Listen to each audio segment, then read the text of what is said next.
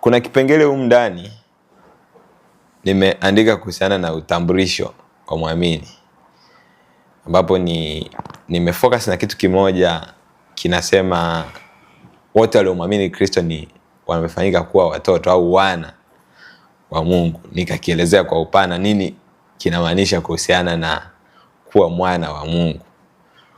Na kwa sababu pia unapokuwa unaandika kitabu unaendelea kujifunza pia, au andiki tu kwa ajili ya kutoa, yani unajifunza na wewe, kuna vitu unapokea. Kwa hiyo kuna vitu kwenye kipengele hicho nilivipokea ambavyo vinanifanya mimi niwe more confident ninapomwendea Mungu, kwa sababu tu ya kuelewa ule utambulisho mmoja tu.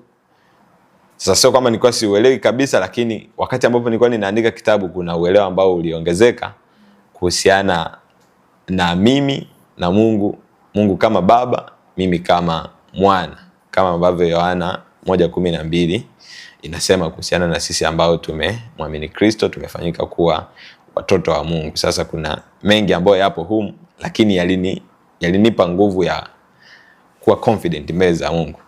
Hata pale ambapo ninakuwa nimekosea, I go before him nikiwa strong.